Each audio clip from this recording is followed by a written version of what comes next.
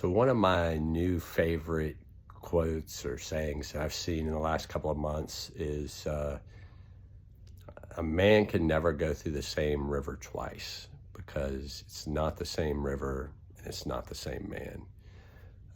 I'm Coach Bobby Brown with Sober Life Right. And what I do is I help people live their most amazing lives free from drugs and alcohol. And I do that a couple of different ways. I do it through one-on-one coaching. Hopefully I do it through these videos. And then a lot of the stuff that I just do on a day-to-day basis. I'm going through the book, The Success Principles by Jack Canfield. This is a top 5 book for me. I have my copy with me right here. I highly recommend it. Absolute encyclopedia of habits and principles that successful people do, the way that they kind of, how they look at life, how their actions are done. If you haven't read the book, please do. I put a link to it in the description. I am an Amazon affiliate, so if you purchase through me, I will make a small commission, so I really appreciate that. That helps support what I'm doing and trying to get this information out to others. But really the main thing is just read the book. Like it was an absolute game changer for me. Don't just read it, like study it. The way that I'm doing these videos, doing a chapter a day, I think is extremely helpful. There's just so much good stuff in there. So today I'm on principle number 31, and the title of the chapter is Embrace Change. And that whole idea, there's like a Greek philosopher that talks about how change is the only constant. Things are constantly changing. The economy's changing, the government's changing, our bodies are changing continuously. We're replenishing cells, we're fighting things off, like everything's in movement. And being a man in long-term recovery, which I am, which if you're not sure what that means, for me what that means is that today I'm living an amazing life, free from drugs and alcohol.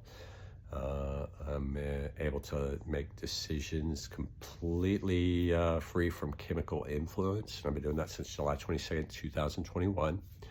Excuse me. In recovery, choosing to live a life that doesn't include drugs and alcohol is a massive, massive change. There's a saying in the room, so I'm never quite sure if I agree with it or not, that, well, the only thing you have to change is everything. And when that comes up, yeah, a lot has changed in my life. I look at how I talk, what I do, who I surround myself, like all of that is absolutely different than it was while I was using substances. But then at the same time, I once saw this TikTok video, and I've tried to find it since, and I can't. It drives me crazy that I haven't been able to come across this again. So if somebody knows it, please put it in the comments for me, because I'd love to do it. But it talked about how most of us don't really want change. What we just want things to be different, which is kind of a weird distinction, and it kind of, initially sounds like that's the same thing. But we want to see different results. And for addicts and alcoholics, like that's what keeps people sick for a long time, is because they don't really want to embrace that idea that, okay, hey, the simple solution is just stop putting this crap in your body. We get so used to it. There's so many billions of advertising dollars spent to make us feel like it's okay and it's desirable and it's sexy, and like all these, like drinking is supposed to be a part of our lifestyle. Like that's what it takes to, like that should be part of your identity, and it's insane. And for a long time, I think just some ignorance around, I know personally for me, ignorance around what was actually happening to my body when I put the first beer into it, much less some of the harder stuff that I was doing. And just, I kind of give you some reference on who I am.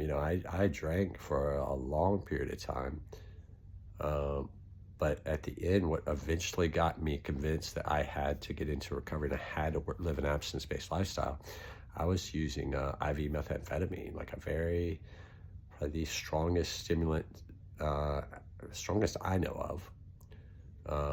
And I was doing it in a way that would directly introduce it to my veins, and it was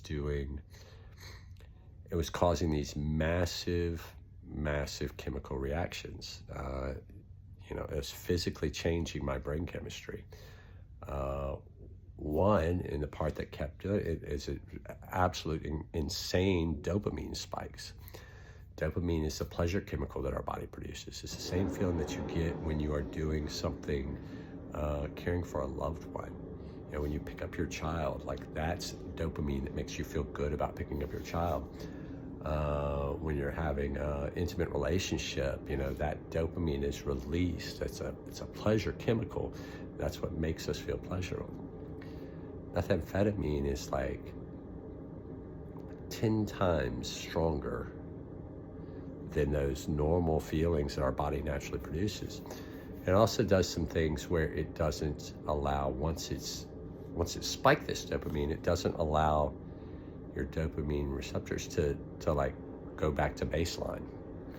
Because it doesn't let them go back to baseline, then methamphetamine users find it very, very hard to find joy in anything else in life. Which is part of why it's such a dangerous drug, such a hard drug to get off of without, and I'm convinced that like it takes a physical detox period where you have to let your brain recover, and like you have to, your cells have to like regenerate. You have to get these parts of your brain that stop firing to start functioning again. And until that happens,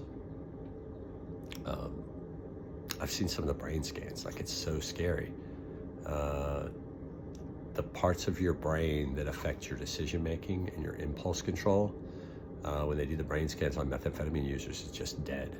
Like you've got these huge areas that on one side, the normal brain is all lit up with activity, and then the methamphetamine user is completely black in areas, in like large amounts of areas. And it's the areas where decision-making and impulse control happens. So now you've got this, you've got these huge dopamine spikes. You've got no ability to feel joy from basic things. Your ability to make decisions has been impaired, and you have no impulse control. And I look at my life before, during, and after addiction, and I can absolutely see how that played out. Like during addiction, once I put substance in my body, I was crazy. Like I was not the same person. Like I did not have the same logic functions. I'm humbly say a very smart guy. Always very good at problem solving and decision making. That's been one of my personal gifts. And like I'm good at that kind of stuff. And while I was using, though, it completely hijacked it in a way that, I still had this identity of being somebody that was good at problem solving and making good decisions and doing these things but the decisions I was making, because parts of my brain were not working, were not good decisions. They were not socially acceptable decisions. And so because of that, then it leads to behavior that is not aligned with values, and so now I've got that working against me because I'm living so far outside of values. Now my identity is just all skewed in my subconscious. I'm trying to figure out how to do things. So big long talk about meth there. I didn't know that was going to come out today, but that's kind of where we're going with it. So back to embracing change and how you can apply that in your life today. I think one of the keys for me that works is having a daily gratitude list and going through and wiring my brain to look at the reasons to be grateful for what I've got going on. And by doing that, no matter what situation comes up, I have rewired my brain to seek out the positives in it. I'm an extremely optimistic person. Anybody that spent some time around me, I'm not the guy that's going to be talking to you about woe is me in most cases. I am going to be the silver lining kind of guy. Recently I had a move, and it didn't, where I thought I was going to be moving didn't work out. And so at the last minute made a decision to go into another roommate situation, which I thought I was kind of done with, to be honest. But being able to embrace that and just say, okay, well, God's got something for me. I'm supposed to be here for a reason. Let me be open-minded. Let me just be open to what this opportunity may have for me. Who am I supposed to serve here? What lessons am I supposed to learn here?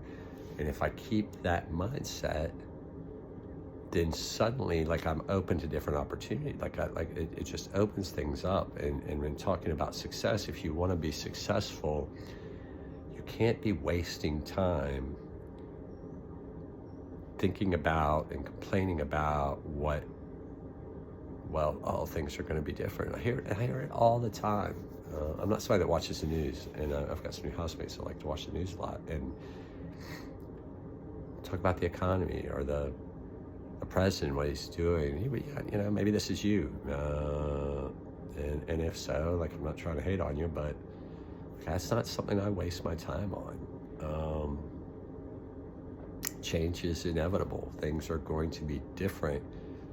I can't spend a whole lot of time. If I'm spending all my time thinking about all this stuff that I have no control over, and I'm worrying about change, then that's certainly time I'm taking away from working towards my goals, working towards building the vision of this life that I working myself towards this vision of the life I want to live.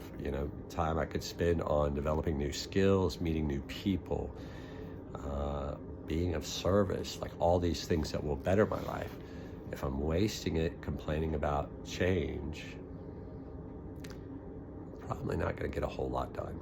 So please read the book, check out the chapter. Jack talks about a whole lot more. He talks about how to embrace change. Yes, gives some really good questions that you could ask yourself. Why am I resisting that change? What's changed in my life that I'm currently resisting? Got some great examples in there of people that have adapted to change and excelled through it. COVID was a big example for a lot of people. A lot of business went out under when COVID hit. A lot of businesses got a whole lot better at things. Coaching changed. Being able to, I coach virtually. That's something before COVID that just wasn't available. Now everybody knows how to Zoom. Like, it's a very, like, you can be one-on-one in, like, just like that. You don't have to plan around. You don't have to drive anywhere. You don't have, like, you can quickly get on and off. You can be so much more efficient. So check out the book. And if you're sober, because I only work with sober people, and you're an adult, I only work with adults.